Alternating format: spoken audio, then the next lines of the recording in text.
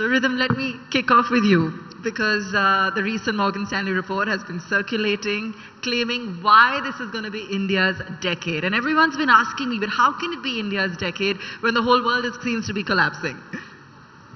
Yeah, thank you, India Today. Thank you, Abba. It's a real pleasure to be here. So there are 4 big trends in the world right now. We've got a problem with aging, so it's a demographic problem. We've got a problem with deglobalization. You hear China +1, Europe +1, everybody's becoming +1. There's a third issue with digitalization that's creating a disruption, and a lot of existing businesses, including media businesses, are finding it tough. And there's decarbonization because the world is obsessed about climate change. India probably is the only country in the world that's benefiting from all these 4 trends. There is really no other country that is on the positive side. Either countries are facing an aging problem or are going to see a big disruption of legacy capacities in fossil fuels, etc. Okay? And we seem to be at an inflection point, isn't it, Rhythm? Because in the overall context, even in terms of how per capita income is at that, just about that $2,000 mark. Yeah. But again, Abba, with the risk of sounding pro-government, the fact is that in the last 5 years, especially after the last session. In the last 5 years, we've done a lot of heavy lifting on policy. So India is set to become the factory to the world. It's set to become the office to the world. It's undergoing a massive energy transition. We're going to get liberated from the erstwhile energy price volatility. And we've got this amazing digital infrastructure called India Stack. At the base sits Aadhaar, which is so unique. Nobody in the world has that. And it's going to give us digital solutions that the world doesn't have. So these are mega trends that are underway in India. Some of them are purely because of good government action. Some of them are private enterprises. But that's what's leading to our optimism that in the next 10 years, India's GDP will likely more than double. Our per capita income will be past the $5,000 mark. More importantly, the number of households that will sit at the top of the pyramid are probably going to quintuple. So they'll go from 5 million to 25 million, which is why Louis Vuitton has made Deepika their brand ambassador. We're likely to see strong stock market returns. And I'll just give you a little bit here before I hand it back to you. A lot of people say India has disappointed in the last 15, 20, 30 years. And I say, how do you measure that disappointment? Going back to the previous session, the point on statistics. Because India is the second best performing stock market in the world. Okay, so it is not likely that we have disappointed. We are only behind America in US dollar terms, okay, ahead of everybody else that people believe had done better than India. So a lot of change underway, and I cannot but just be optimistic. Clearly. And I'm going to come back to you on some concerns also, Rhythm. But Bala, talking about some of the numbers that Rhythm just pointed out and the way we're looking at growth booming and per capita spending, what's that going to do to the consumption story? How big an opportunity do you see in India, especially at a time when we are seeing a little bit of uncertainty in the global context? Are we really going to be decoupled? Are we going to be immune to that? And are we going to see that boom coming in? Just taken from what Rhythm said, I think India is fundamentally getting better in the sense that I think India is one country have gone through multiple challenges in the last so many number of years. I think if you look at the last 7-8 years of journey, I think we are preparing for the future in a manner that every policy initiative that is being taken by the government, either by the central level or the state level, is supporting actually the future growth of the country.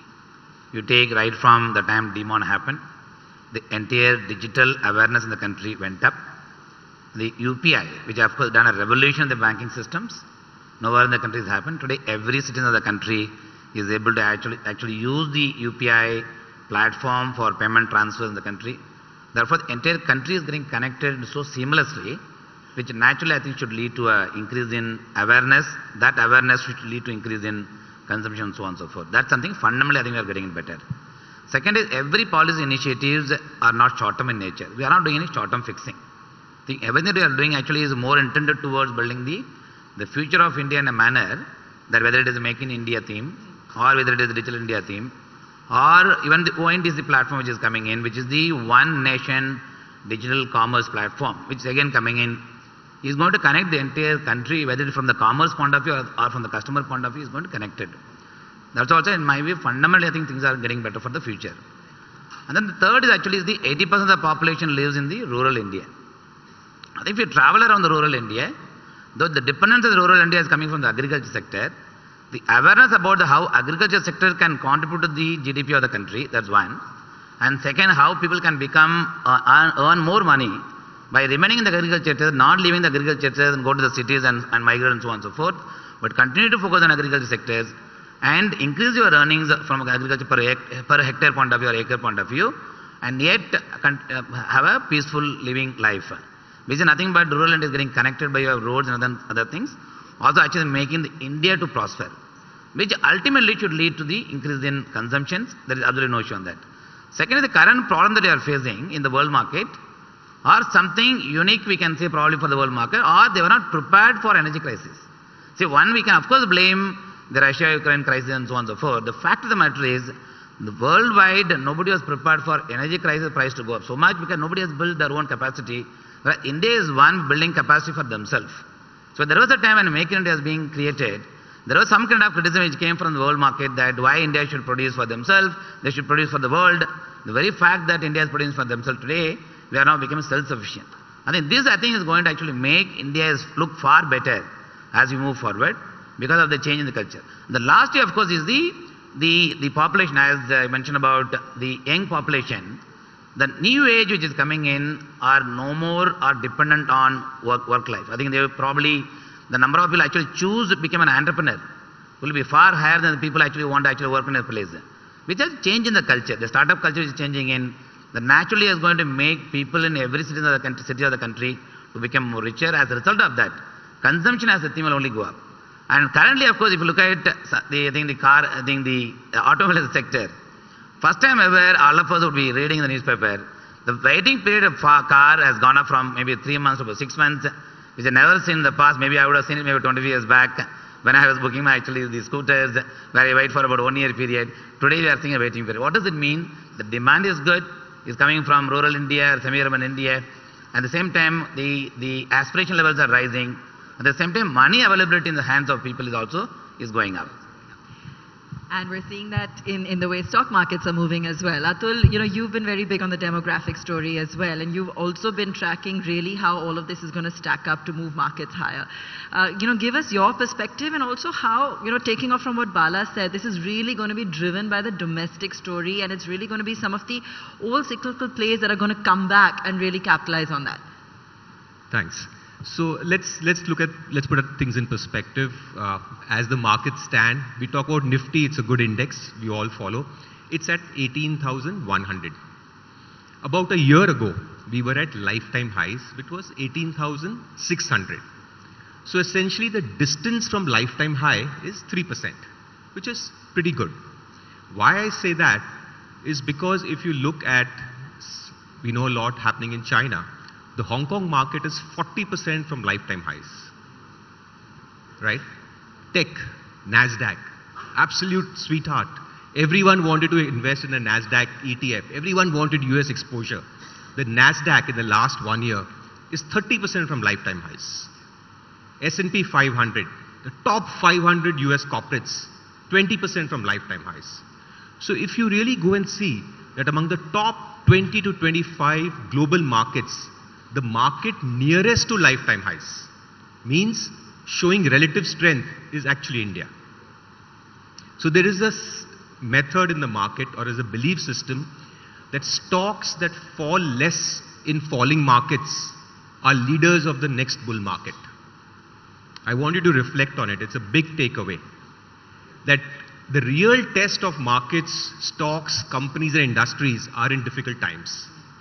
And those stocks, those industries that fall less in bear markets, actually when markets turn around, are leaders. And that is a characteristic India is showing. So the last 1 year has been a global bear market. I put out some numbers for you. But India is the markets that fallen the least.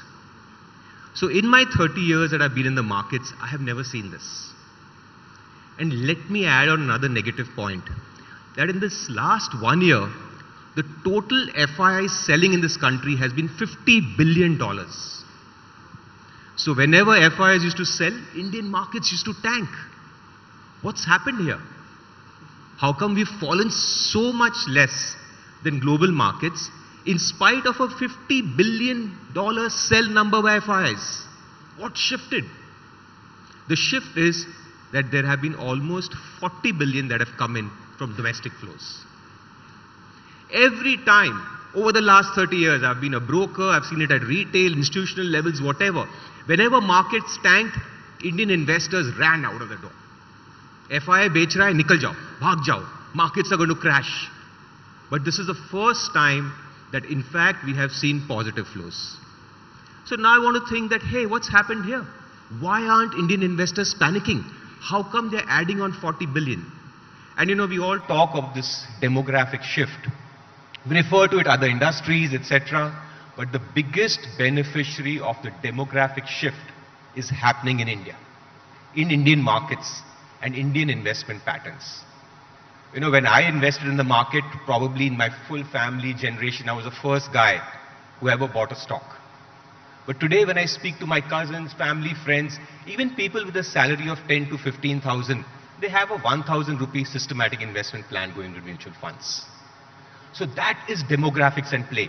And if these habits come in when you are at 25, 30 years of age, the runway is the next 20 years. So the biggest beneficiary of demographic shifts is going to be this domestic flows. And we've seen this in the US. Between 1980 and 2000, the Dow was 1,000 in 1980, it got to 10,000. And what was the shift? Was this demographic play. I'll just end by a beautiful line my mentor told me, Rakesh Jhunjhunwala. Before he passed away, I was with him one day. And he says, Atul, sab पूछते हैं अपना time कब आएगा? Saying, beta, अपना time आ गया है. That is the shift. That is the demographic shift. And that is why we are a market that's fallen less. We will be the first to break out to lifetime highs. And I feel that we are entering a decade of leadership backed by this big demographic shift propelled by domestic investors. Absolutely. I think the biggest, vindication of that is the way markets have been resilient and continuing to test new highs. The retail investor hasn't looked as shaky or as nervous as one would have anticipated. Since we have, a limited amount of time left, I'm not going to go to the concerns. I'm actually going to go to what everyone wants to know, and that's what should they buy, right? So Rhythm, and I know you're going to talk to me about long-term plays, and it's a 20-year story, but, what are you seeing as the big opportunities for the next couple of decades? So just before I go there, I'll just supplement one point that Atul made, because that's a very important point on the domestic bid. It has actually altered India's macro. So the transition actually happened in January 2015. And people have forgotten about this. That was when the Modi government, for the first time in India's history, allowed retirement funds, which is provident funds and national pension scheme, to buy stocks. They are buyers every month because they only get inflows. And people underestimate the importance of having such consistent buying. The same thing happened in 1980 in America. President Reagan had allowed 401k plans to buy stocks. Until then, 401k plans were not allowed to buy. And then you got a 20-year bull market in America, domestic flows as well as rising share prices. So I keep telling people, because there's huge skepticism about the domestic investors, we're still very early in this game. It's going to last for 2-3 decades, So it's a... Everyone asks me, how long are you going to live in this fairy tale world of domestic investors investing? Kabhi to negative hoga. And they've been waiting for the last 14 months. And every month, they're getting surprised. But that's the way it is. On the sidelines, Atul and I were discussing about the Harshad Mehta bull market. In 1992 or 1991, households put 25% of their saving into equities. Okay? Indian households have always liked to buy equities. Then the market crashed and that whole generation went away from equities. They got scarred. If I take today's saving pool and compute 25%, that's a whopping $200 billion. Okay, we're not even at the tip of the iceberg of what domestics can do with their portfolios and buy stocks. So it's because yeah. Go ahead, Bala. The way we contributed as a mutual fund industry, So you mentioned about 1992 Ashwamedha scam. Maybe the mutual fund size would have been about 40,000 crores or something. 40,000 crores or 50,000 crores. Today we are sitting at 20 lakh crore size. And it's still growing only. So that's something what you say, that's the hard work and the belief and faith and of course the experience. All of them do matter. And also the future. As long as the future is bright, the confidence remains high. So that's something I think what you said, all of us said about the culture is changing. But I was going to say, clearly equities have become the asset of choice. So I think investors should focus on businesses that are facing inside India, which will benefit from the coming growth rates. The quintessential sector for everybody to buy is financial services. It kind of benefits the most. We think, credit to GDP in India is 57%. Even adjusted for our low per capita income, this is really low. China's credit to GDP, private credit to GDP is 225%. So just imagine the difference here. And the US is also a number well past 200. So Indians are going to borrow more money, Indian companies are going to borrow more money. So I think financial services. The other place is consumption. You asked this question to Bala. So I think India has a very unique position in the world. We have consumers at every level of the income strata. Right at the bottom, people who are struggling to meet their two ends meet and who are also sleeping hungry.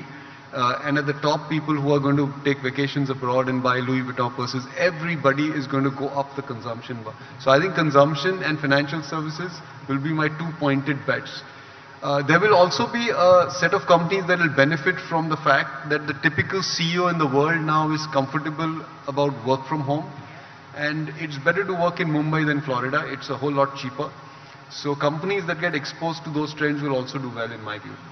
So since we've talked about this being a domestic driven story now, if there was one domestic risk, let's forget the global factors for a moment, one potential risk back home that could disrupt this entire story, what would it be? I think it's the price of commodities. I think we all know that how important crude is. It's our largest import bill. And I also look at global commodities and the way they are panning out. So the global risk is truly inflation. And the fact is that commodities, and especially the way crude is behaving, is something that worries me. And crude, I think, is not a function of demand and supply global. There's so much geopolitics involved. Saudi, Russia, US. So I think that what I would be worried about is the way commodities are shaping up. I would have thought that crude has no business to be at $90, $95 Brent. I think it should be nearer to 65, 70. But I am getting challenged. I'm getting challenged. And my fear is that if we head back, if we pull up, as I said, it's more due to geopolitics than demand and supply. I think that could sour India and Indian macros. But Abba, that will be a short-term cyclical risk. It doesn't take away from the longer-term story, which I still think is a very big demographic story. It's almost like a decadal kind of move that we are likely to see. One more I'll put in the mix is to 2024 elections. Okay, we have forgotten that the electorate can put a minority government back. And in, I think 2004, May is a good template. The stock market went down 17% in a single day, went down 30% in the subsequent 4 months. And it took a while for us to get back. And the global markets were in a boom phase that time, so it was very different. So what happens in 24 elections will be, I think, important. It won't be a small event risk for the market. The third thing it could be I think interest rate structurally is getting changed. I think we can't ignore it. Which essentially means as interest rate goes up, the cost of capital goes up, the return on investment comes down. I think we may go through that cycles. Therefore, what Atul mentioned about, Rhythm mentioned about, the short term, we may face these kind of risk. Therefore, making an assumption that yes, equity will continue to give return and go through a cycle, that also need to be understood. But long-term bullish, but short-term we may see this kind of volatility setting in. So since we're still seeing short-term volatility, I don't know what target to ask you for. I always ask Atul every Diwali, every New Year. So I'm going to try it with him first and then come to you, Rhythm. I know you won't give me necessarily a target. But Atul, with all this volatility, what should I ask you? Financial year end? I mean, see, it's targets, when I'm talking about a decadal bull market, honestly, giving targets, etc. doesn't matter. But yeah, if you look at it at a 1 year time horizon, I have been on record and I'm talking about Nifty because that's what we track. Yeah. It's 18,000 right now, 18,100. So I think we'll see about a 21,500 kind of move, which could be a 20% kind of up move from here.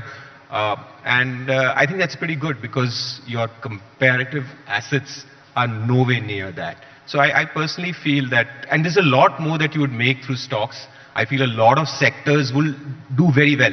I mean, just to take from where you are, we are down 3%, as I said, on a one-year basis. But something like capital goods, a very broad sector, is up 25%. So as a direct equity investor, there's no reason why you cannot outperform or do much, much better than that, which I think is a fantastic opportunity in Indian markets. 20 to 25% is pretty good. Rhythm? See, Abba, I will not get drawn into this at all, because I'll tell you why. It's of no use to anybody. Okay? The better thing for me to say here is, look for good businesses managed by good people, trading at reasonable prices, and just be happy. Okay, but at least tell me if you're agreeing with the 20 to 25% or 10 to 15 on your radar. No, actually, I don't want to get drawn into it. I'll tell you why. Because, as we've seen in the last 1 year, the stock markets are down 3% in India, yet we all feel that it's a bull market. We're down, we're not up. Okay, it's not going to be a good year. This year is a bad year for stocks. Okay, and yet we feel like we're in a bull market. The reason is because everything else looks bad. I have no idea what everything else is going to do. Okay, what if everything else goes up 20%? What if everything else goes down 20%? We don't know. So I think the problem with returns is it's all in the context of a relative, so let's not really, I think, we should not ask people for targets. We should ask them what you should do with your portfolios. Buy. Just if you can just elaborate on that. Closing comment. I don't think any of the people sitting on the floor would have actually estimated index will be at 18,000 Nifty, RDB, Sense would be about 60,000. Had you asked us about 10 years back? So any period you analyze, I don't think anybody would have got it right. Therefore, it is actually a futile exercise to put a number where it would be. But one thing remains constant ever in the stock market is the compounding effect. Yeah. Whether you take 8% compounding or 10% compounding or 14% compounding, with the GDP plus nominal, if you take the compounding, that is the real number, it will fructify. The question is, over a period of time, it does materializes. Therefore, rather than predicting where the index would be, have a conviction that yes, compounding effect could definitely come in the market. Yeah. Therefore, add up the number, you lead to the number what is also talking about it. All right, gentlemen. Buy, buy, buy. That's the clear headline coming out of this panel. How? I said not BYE, BUY. Yes, thank you so much, all of you. Great having this powerhouse of a markets panel with us today, and the conviction on India really comes through. Thank you so much, and we'd love to give you a token of appreciation. Can I invite Dinesh Bhatia to come up and felicitate our guests?